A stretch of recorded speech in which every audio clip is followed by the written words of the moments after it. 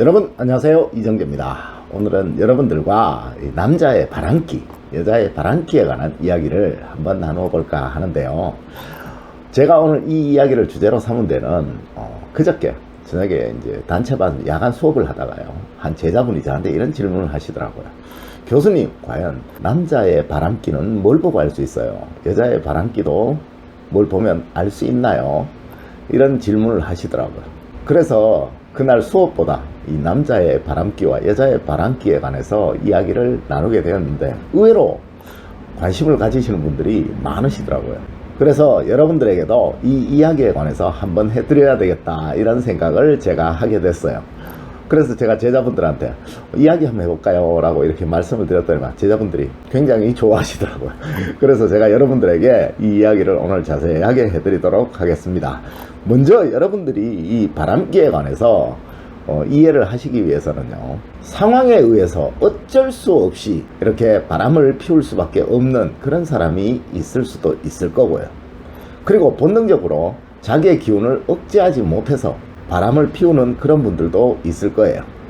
자, 전자의 같은 경우는요, 주변 여건에 의해서 자신의 삶이 너무너무 힘들고 자신이 너무너무 고통스러워서 그에 대한 탈출구로 외도를 이렇게 하시는 분들이 의외로 많으신 것 같아요. 그런 분들은 본인의 의지와는 큰 관계가 없다고 볼 수 있죠.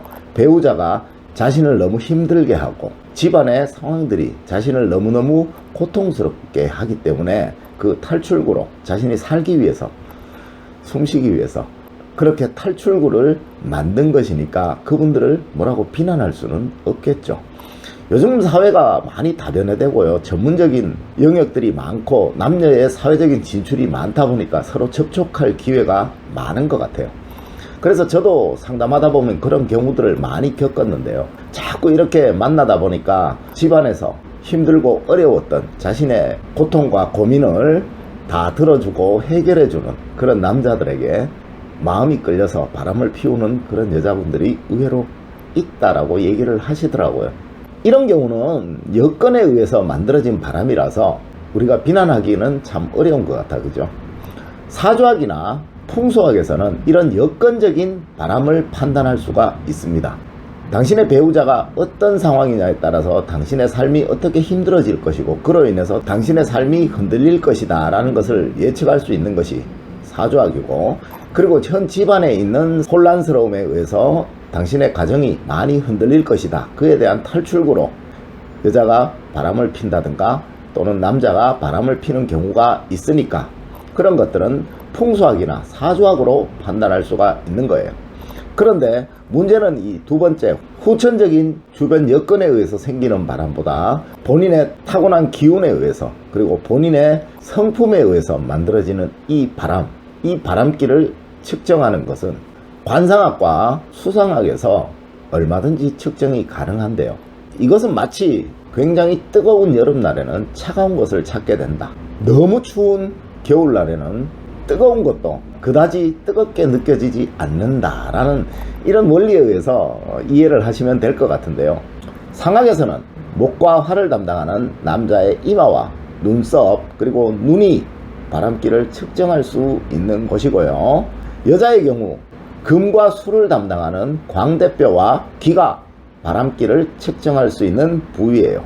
목과 화를 담당하는 눈과 이마의 기운이 강렬한데 이를 받아주는 토의 기운이라고 할 수 있는 코가 쭉 뻗어 있지 못하고 굴곡이 있고 작다면 그 기운을 받아줄 수가 없겠죠. 이렇게 될 경우 이 남성의 경우는 목과 화의 기운, 뜨거운 기운을 분출해 줄 수 있는 차가움을 찾게 되고요, 이로 인해서 바람기를 부리게 되는 겁니다.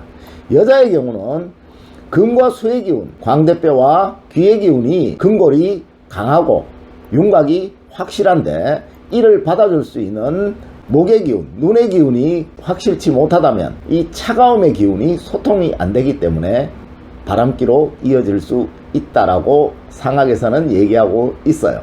자, 이것은 우리 전문가들이 보는 얘기고요, 여러분들이 보시기에 쉽게 보시려면 이렇게 판단하시면 됩니다. 눈은 크고 이마는 크고 넓은데 이를 받아주는 코의 기운이 상대적으로 비율이 작고 쭉 뻗어 있지 못하고 굴곡이 있다면 이 남자는 바람필 가능성이 굉장히 많은 사람이에요. 왜냐하면 욕구 불만이니까요. 그 다음에 여자 같은 경우는 광대뼈가 비록 드러나진 않더라도 뼈가 단단하고 귀에 윤곽이 단단하게 잘 드러나 있는데 이에 비해서 상대적으로 눈이 작다든가 눈 주변의 금골이 약하게 되면 이 차가움을 소통시켜주는 뜨거운 기운, 따뜻한 기운이 약하기 때문에 이 여성 역시 욕구 불만으로 인해서 바람을 필 가능성이 높겠죠.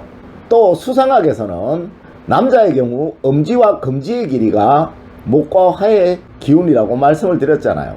엄지와 검지손가락이 굵고 길면서 쭉 뻗어 있다면 이 목과 화의 기운이 굉장히 강하다라는 거예요. 그렇게 되면 이 남성은 간기운과 심장의 기운이 아주 활성화되어 있는 남성이라서 성적 능력이 굉장히 발달되어 있는 남성이라고 볼 수 있죠. 이를 충분히 해소하지 못한다면 이로 인해서 바람기를 드러낼 가능성이 높고요. 여자 같은 경우는 소지, 새끼손가락이 길고 고르게 쭉 뻗어 있는 사람 같은 경우는 신장의 기운이 굉장히 강한 사람이에요. 이로 인해서 성기능이 아주 발달되어 있는 사람이라고 볼 수 있죠. 그리고 새끼손가락에 손톱에 선홍빛이 돌고 혈액순환이 좋다면 이 여성 같은 경우도 성적 민감도가 굉장히 강렬한 여성이에요. 그런데 이에 대해서 충분히 충족되지 못한다면 욕구불만으로 쌓일 수밖에 없겠죠. 이렇게 관상학과 수상학에서는 신체 부위를 판단해서 이 사람이 어느 부위가 강하기 때문에 그로 인해서 어떤 일이 발생할 가능성이 높다라고 이렇게 얘기를 하는 거고요. 풍수학과 사주학에서는 그 사람이 처해 있는 입장과 상황을 비유하여서 현실에 대한 도피처로 외도라는 방법을 택할 가능성이 높다라고 측정을 하는 거예요. 그러니까 결론적으로 이렇게 되겠죠. 사주학과 풍수학은 후천적인 상황에 의해서 만들어진 외도라고 볼 수 있고 바람기라고 볼 수 있는 거고요. 상학과 수상학은 본인의 체질에 의해서 만들어지는 바람기 또 외도라고 볼 수 있는 거겠죠. 그런데 가장 중요한 것은 상학이든 수상학이든 사주학이든 풍수학이든 모든 것을 다 마음에 두고 있다라는 것이 가장 중요한 포인트라는 거예요. 아무리 바람기가 많고 현실적인 상황이 그 사람을 외도로 내몰고 바람기로 내몰게 되더라도 스스로의 마음으로 이를 충분히 통제할 수 있고 배우자가 이에 대해서 충분히 만족시켜 줄 수 있다면 그러한 일들은 절대로 생기지 않으니까 이 부분에서는 배우자의 역할이 굉장히 중요하고 본인 스스로도 마음을 다지는 것이 아주 중요할 듯 합니다. 세상에 어떤 것도 사용하는 사람에 따라서 선악이 달라지게 되겠죠. 그죠? 아무리 좋은 칼도 나쁜 사람이 있으면 나쁘게 되는 거고 아무리 나쁜 물건이라도 좋은 사람이 있으면 좋은 게 되겠죠.